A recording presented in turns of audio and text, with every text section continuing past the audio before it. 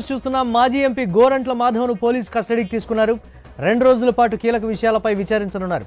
Rajahmundry central jail నుంచి గుంటూరుకు తరలించారు.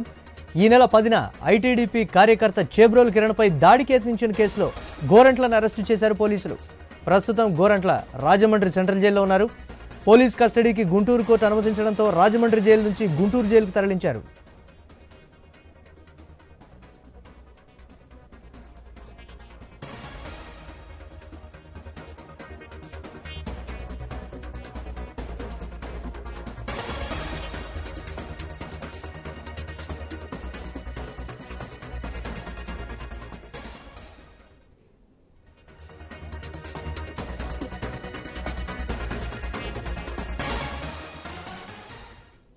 బ్రేక్ న్యూస్ చూస్తున్నాం. మాజీ ఎంపీ గోరంట్ల మాధవ్ను పోలీస్ కస్టడీకి తీసుకున్నారు.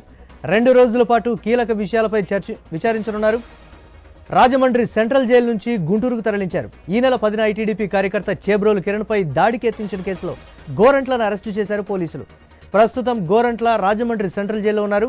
పోలీస్ కస్టడీకి గుంటూరు కోర్టు అనుమతించడంతో రాజమండ్రి జైలు నుంచి గుంటూరు జైలుకు తరలించారు. దీనిపై మరిన్ని అప్డేట్స్ మా కరెస్పాండెంట్ గణేష్ అందిస్తారు. గణేష్, అంటే మాజీ ముఖ్యమంత్రి జగన్మోహన్ రెడ్డి సతీమణి వైఎస్ భారతిని సోషల్ మీడియాలో ఒక యూట్యూబ్ ఛానల్లో దారుణంగా విమర్శించినటువంటి సందర్భంలో ఐటీడీపీ కార్యకర్త కిరణ్ పై కేసు నమోదు చేయడం, ఆయన అరెస్ట్ చేయడం గుంటూరు పోలీసులు చేయడం జరిగింది.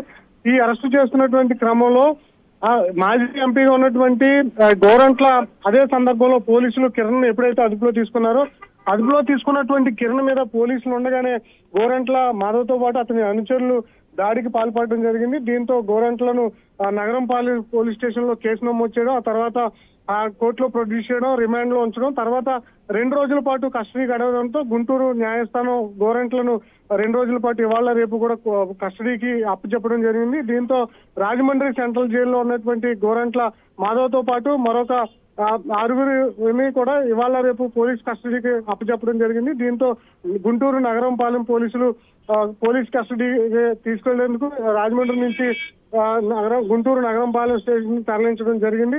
ఈ 2 రోజుల పాటు అసలు కిరణ్ మీద ఎందుకు దాడి చేయాల్సి వచ్చింది, ఈ దాడి వెనకాల కేవలం ఉద్దేశపూర్వకంగా చేశారా లేదంటే ఎవరైనా వెనకాల నుండి ప్రోద్బలం చేశారా అనే దాని మీద ఈ 2 రోజుల పాటు గోరంట్ల మాధవ్తో పాటు అతని అనుచరులను విచారించనున్నారు మురళి.